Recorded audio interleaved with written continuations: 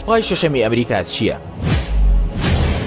ئایا جەنگی ئەستێرەکان دەستی پێکردووە؟ ئەمریکا چۆن بۆشایی ئاسمان کۆنتڕۆڵ دەکات؟ جەنگی ئەستێرەکان لە مەودووە خەیاڵی زانستی نییە، هەروەها تەنها لە فیلمە کارتۆنەکانی منداڵان قەتیز نابێت. هكذا يبدو الجانب الآخر للقمر؟ هذا بحجمه الطبيعي تقريبا. لا تبدو هناك غير الرمال. أتساءل ما إذا كان أتباع فيجا يختفون تحت تلك الرمال؟ ما هذا؟ تلك قاعدتهم كما تصورته. بەڵکو ئەم جەنگە لەسەر شاشەی فیلمە سینەمایەکان دەگوازرێتەوە بۆ واقعی ژیانی ڕۆژانەمان. جەنگی ئەستێرەکان ئێستا هاتۆتە سەر شان و سیاسی و سەربازی ئەمریکا و وڵاتانی زلهێزی وەک رووسیا و چینیش. لە مانگی حوزەیرانی ساڵی 2010 ترامپ پلانەکەی بۆ دامەزراندنی سوپای شەشەم ڕاگەیاند کە لە پاڵ 5 سوپاکەی تر کە وشکانی و ئاسمانی و دەریایی و مارێنز و هێزی کەناراوەکان دێت. ترامپ ئەو کات وتی پێویستە هەژمونی ئەمریکا بەسەر بۆشایی ئاسمان پیشان بدەین. هێزی بۆشایی ئاسمانی ئەمریکا چییە؟ ئەم هێزە لە سەرەتای دروستکردنی هێزی ئاسمانی ئەمریکا کە لە ساڵی 1947ەوە دامەزرا وەک بەشێک لە هێزی ئاسمانی ناسێنرا. بەڵام ئەم بەشە هەر سەر بە هێزەکانی ئاسمانی ئەمریکا بوو پاش چەندین ساڵ لە چاوەڕوانی. لە کۆتاییدا ئەنجومەنی پیرانی ئەمریکا ڕەزامەندی نیشاندا بۆ سەربەخۆی ئەم هێزە و بە فەرمی ساڵی 2019 سەربەخۆی ڕاگەیاندرا. لە دوای ئەم مێژووەش ترامپ لە ساڵی 2020 ئەم هێزەی بە ئاشکرا ڕاگەیاند و نامنرا بە هێزی بۆشایی ئاسمانی ویلایەتە یەکگرتووەکانی ئەمریکا.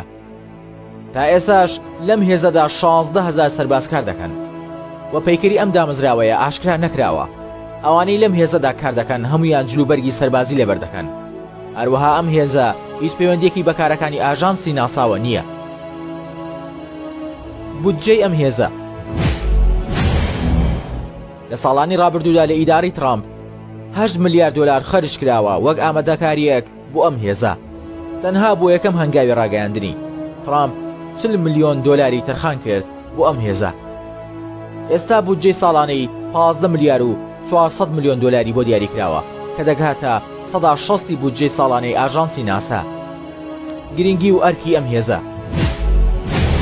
پاراستنی هەموو کەشتی ئاسمانەکانی ئەمریکایە، چاودێریکردنی هەموو ئەو کەشتی ئاسمانیانەی کە لە سنووری ئەمریکا نزیک دەمنەوە، پاراستنی ئەمریکا لە پیسبوونی ژینگە و کەوتنە خوارەوەی کلکدارەکان واتە نەیزەکەکان، چاودێریکردنی ئەو جەنگانەی کە ئەمریکا لە دەرەوەی وڵاتی خۆی بەڕێوەی دەبات، جێبەجێکردنی پرۆسەی سەربازی ئەمریکا لە دەریاوە بۆ بۆشایی ئاسمان.